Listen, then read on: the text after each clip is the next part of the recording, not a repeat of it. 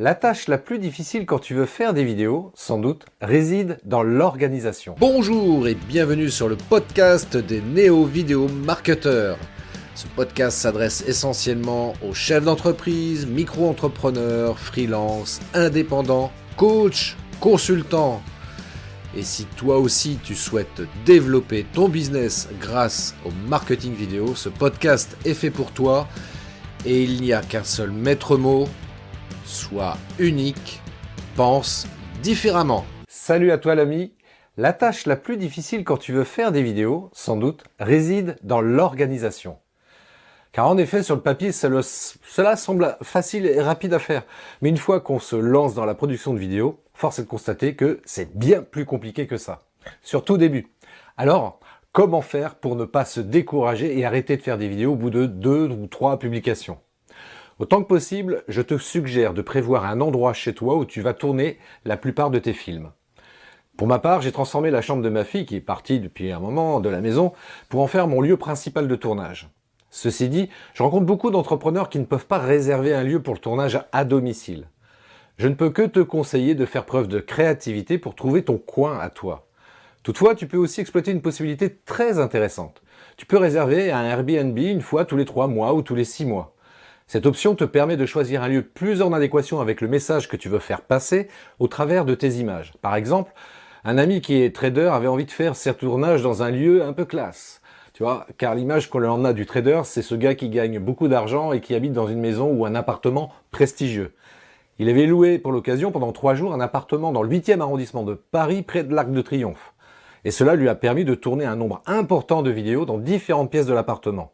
Bien sûr, il a dû préparer en amont tous les sujets qu'il voulait tourner.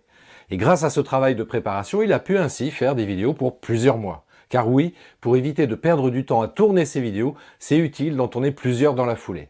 Par exemple, je préconise de bloquer 4 heures une fois par mois et de tourner les 4 vidéos du mois à venir. Cette préconisation n'est valable bien sûr que pour des vidéos d'une durée maximale de 10 minutes. Pour une vidéo de 10 minutes, Maxi prévoit 1 heure de travail entre le tournage, le montage et la mise en ligne de ta vidéo qui est variable selon ta connexion Internet. Alors, reprenons le process depuis le début. Sur un cahier ou sur une application, prends l'habitude de noter des sujets que tu aimerais aborder. De cette façon, quand vient le moment de savoir ce que tu vas faire comme vidéo, tu as déjà des idées. Pour débuter, choisis 4 sujets qui te semblent les plus faciles à traiter, ça sera plus confortable pour commencer. Pour chacun de ces sujets, tu vas faire du mind mapping ou une carte mentale. Par exemple, tu positionnes ton sujet au centre d'une feuille, puis tu crées 3 branches qui partent du centre. Sur chacune de ces branches, tu notes le point que tu veux aborder. Et au bout de ces branches, tu peux aussi indiquer 3 sous-branches. Et tu peux finir avec une 4e branche sur laquelle tu écriras ton appel à l'action. Certes, tu hésites à te filmer en improvisant une partie de ton discours, car tu crains de bégayer, de faire beaucoup de « Rassure-toi, ces petits défauts se corrigent facilement au montage. Bien sûr, tu vas devoir quand même t'entraîner dans ta prise de parole face caméra. Et pour y arriver, il faut tourner et tourner encore et surtout accepter que ce ne sera jamais parfait. Je le dis souvent, fait vaut mieux que parfait. Ou dit autrement, il vaut mieux une action imparfaite qu'une parfaite inaction.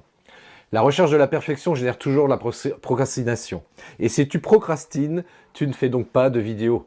La palisse n'aurait pas dit mieux. Et si tu ne fais pas de vidéo, ta stratégie de communication va en pâtir et ça ne va pas t'aider à atteindre tes objectifs. Ou alors tu vas devoir investir dans les services d'un vidéaste pour le tournage et le montage de tes vidéos. C'est une option envisagée, mais que je ne conseille pas au début. Sauf si évidemment ta trésorerie te le permet. Alors, je n'ai qu'un mot à te dire, action! Merci d'avoir écouté cet épisode de podcast des néo-vidéo marketeurs. Si tu as une question ou un commentaire, contacte-moi directement sur christophetrain.fr, je me ferai un plaisir de te répondre rapidement. Et si tu m'écoutes via Apple Podcast, n'hésite pas également à me laisser un avis 5 étoiles et un commentaire, ça me fera plaisir. Je te souhaite une très très belle journée et je te donne rendez-vous pour un nouvel épisode très très bientôt. Ciao!